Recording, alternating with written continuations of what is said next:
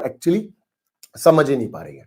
मुनव्वर ने एक बहुत खूबसूरत चीज़ उसको बोली कि मैं इस वक़्त पर, इस मेरे कठिन वक़्त पर मैं चाहता था कि एटलीस्ट तू मेरा साथ देगी, तू लोगों के साथ इन्वॉल्व होकर के और यहाँ पर इस तरह की हरकत नहीं करेगी। जैसे समर्थ और ईशा एंड ऑल अरुण और विकी अगर कर रहे हैं, तो ऐसा मेरे साथ नहीं करेगी।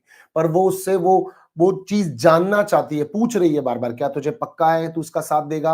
मैं उसको बोलूँगी तो तू बीच में नहीं बोलेगा। वो चाह रही है कि इसको तू छोड़ अकेले में, मतलब ये शिकार करने वाली बात हो गई। मुनव्वर प्रोटेक्ट करने की कोशिश कर रहा है आयशा को, बिकॉज़ वो बाहर से आई है, अब वो उसकी रिस्पॉन्सिबिलिटी है, वो उसके लिए बेस्ट करना चाहता है। वो उसको अकेले में पहले से ही ज़माने भर के ताने मारती है, तुमने मेरा कभी साथ नहीं दिया, कभी फीलिंग्स नहीं दिखाई, कभी इमोशन नहीं दिखाया, तुम मुझे हमेशा छोड़ करके चले जाते हो, तुम मेरे सगे नहीं हो, तुम किसी के भी सगे नहीं हो, झूठे इंसान हो, मक्कार इंसान हो। तो वो अपने आप की लॉयल्टी प्रूव करने के लिए कि बाहर तो सब कुछ खत्म हो चुका अपनी ज़िंदगी में, तो जो बचा है उसको समेट के चल लेते हैं, तो वो कोशिश करता हुआ उसको समझाने की कोशिश कर रहा है, इसीलिए वो आयशा का फेवर कर रहा होता है। और आयशा तो डिपेंडेंट भी कितनी है, आयशा मुझसे लोग बात नहीं कर रहे, घर में लोग मुझसे चिढ़ रहे हैं, मेरा कोई दोस्त नहीं है, उसको बार-बार चक्कर आ जाते हैं। वो सिर्फ मुनव्वर के लिए इतनी दूर से फरियाद लेकर के आई है और मुनव्वर के साथ ही बैठी है। तो आयशा अपने बिछाए हुए जाल में कामयाब हो रही है, लेकिन मुनव्वर कहीं न कहीं इस जाल को खोलने में, सुलझाने के चक्कर में कहीं न कहीं कन्फ्यूज़ होता जा रहा है। और बिग बॉस ने अगर 1 वीक और ऐसे निकाला, तो शायद मुनव्वर के हाथ से ये गेम कंप्लीटली फिसलता हुआ दिखेगा। वरना जो लोग कल मुनव्वर के सामने बोलते नहीं थे, वो कंटिन्यूअसली मुनव्वर के सामने बात करते हुए दिख रहे हैं।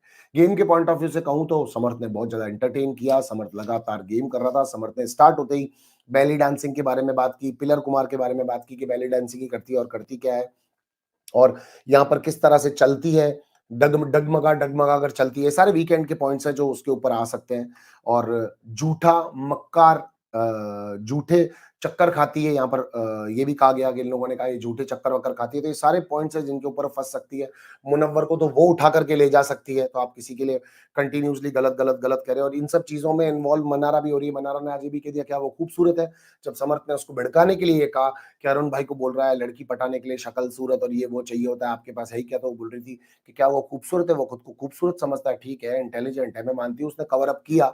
पर यहाँ पर कहना लोग बहुत कुछ चाहते हैं, बुरे वक्त में साथ न देकर के अपने आप को सही साबित करना चाहते हैं, बट बिग बॉस का बेनिफिट ऑफ डाउट मन्नारा को फिर भी यहाँ पर मिल सकता है, नहीं? यहाँ पर काय के लिए आई है ये लड़की? मुनव्वर कर क्या रहा है? चिड़ी उड़ कबूतर उड़ खेल रहा है? ये वाला टॉपिक भी आप लोगों ने सुना होगा, है ना? बड़े वाले चमन गुटेले हैं ये भी मुनव्वर के लिए यहाँ पर समर्थ ने कहा था, आप लोगों ने ये भी सुना होगा, है ना?